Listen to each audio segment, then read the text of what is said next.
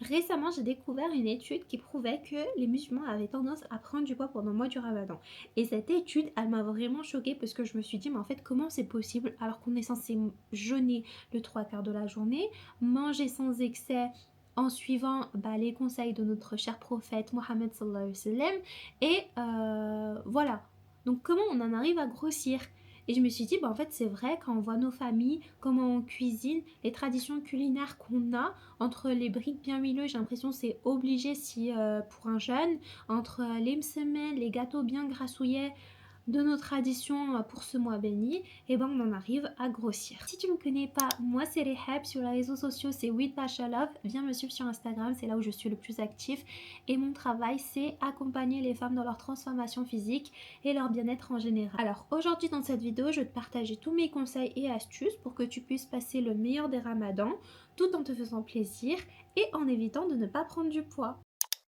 Alors la première astuce les filles, c'est des choses à faire en amont du mois du Ramadan. C'est-à-dire quelques jours avant, essayez de commencer à faire du jeûne intermittent. C'est-à-dire si vous êtes du genre à prendre des collations, évitez d'en prendre. Et si vous ne faites pas de collation, le déjeuner, essayez de faire le plus léger possible pour commencer à habituer votre corps au jeûne. La deuxième astuce les filles, c'est de réduire votre consommation de café quelques jours avant le mois du Ramadan. C'est super important, histoire que le jour J, vous n'arrivez pas avec un gros mal de crâne. Ok, donc là c'est bon, le Ramadan il est arrivé, on est en mode warrior, on donne tout. Donc la première astuce les filles, vraiment, c'est de prendre un bon suhoor. Vraiment quand je parle d'un bon suhoor, c'est un suhoor protéiné. Pourquoi protéiné? Parce que les protéines, ça va vous apporter de la satiété. Dites-vous que les protéines, ça se digère vraiment moins vite que si vous allez prendre un petit déjeuner, on va dire classique, bol de céréales avec un grand verre de jus d'orange. Les protéines aussi, ça apporte de l'énergie, donc sur le long terme. Contrairement à un déjeuner sucré qui va vous donner beaucoup d'énergie sur le coup, mais après vous allez avoir un gros crash à 10 heures. Donc essayez de prendre un déjeuner protéiné. Quand je parle de ça, vous pouvez prendre des œufs brouillés, mais aussi je sais que bon, je sais pas si vous êtes adepte de ça, mais moi, personnellement, je prends souvent les restes de la veille et je les mange comme petit déjeuner. Comme ça me permet de pas préparer et d'avoir quelque chose sous le coude qui va me caler pour toute la journée. Je sais que c'est dur, mais essayez de vous habituer, ça vaut le coup. Ensuite les filles, au moment de la rupture, je sais que ça peut être vraiment tentant parce que peut-être qu'on a eu faim toute la journée, on a envie directement de se jeter sur la table, mais c'est important de se dire qu'en fait, faut vraiment être à l'écoute de son corps. Dites-vous que votre corps, il a jeûné toute la journée.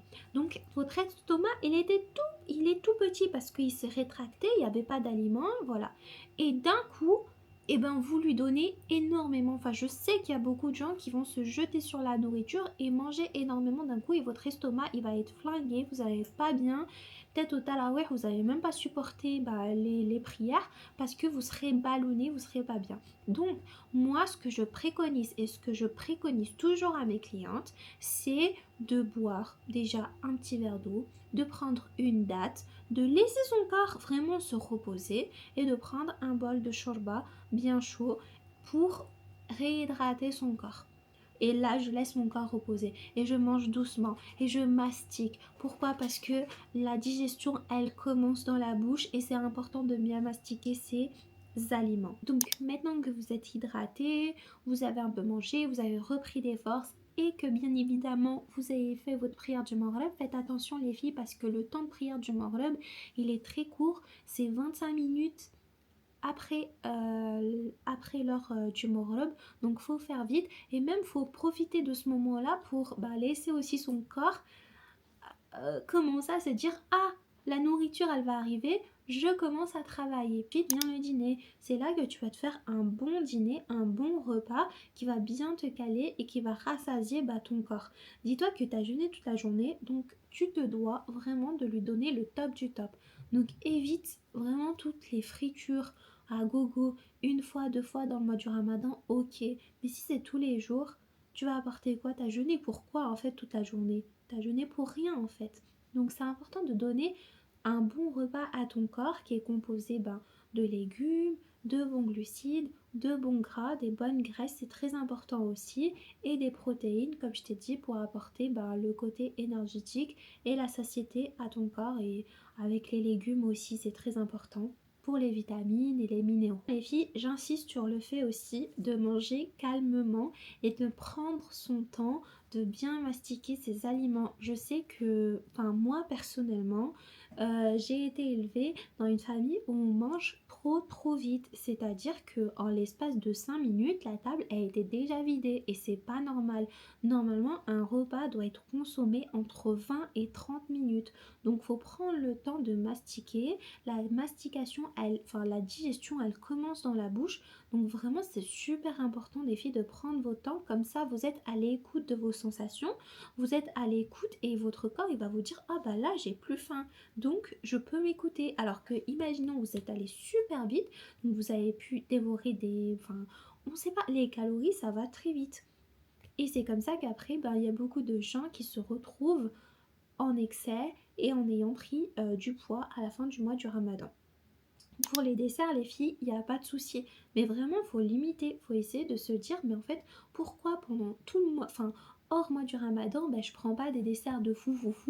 Et pourquoi pour le mois du Ramadan, je vais commencer à faire des dingueries. Ensuite, les filles, la chose sur laquelle j'ai envie de mettre l'accent, c'est sur l'hydratation. L'hydratation, c'est super important. Et d'autant plus pendant le mois du jeûne du Ramadan.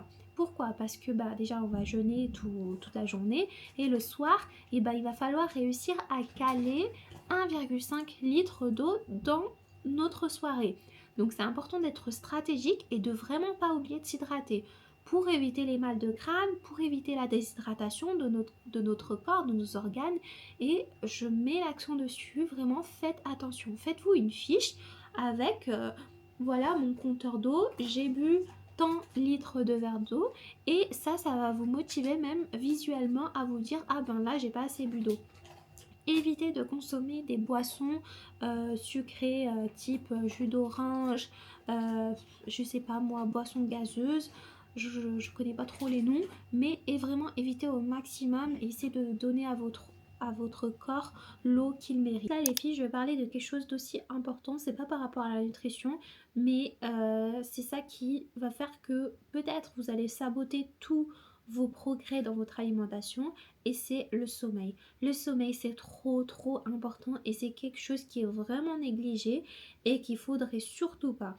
Vraiment, le sommeil, avoir des dettes de sommeil, ça peut vraiment perturber votre corps, vous donner de la fatigue, vous allez vous sentir irrité toute la journée. Je sais que c'est à la mode, entre guillemets, pendant le Ramadan, de veiller tard le soir.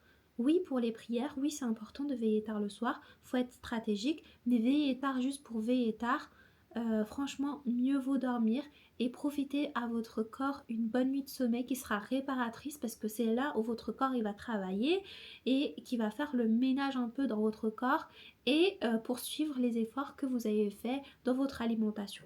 Donc, retenez bien que sommeil, alimentation et quelque chose d'autre dont je vais parler juste après sont très importants. Si tu l'as pas deviné, la chose dont j'allais parler, c'est le sport.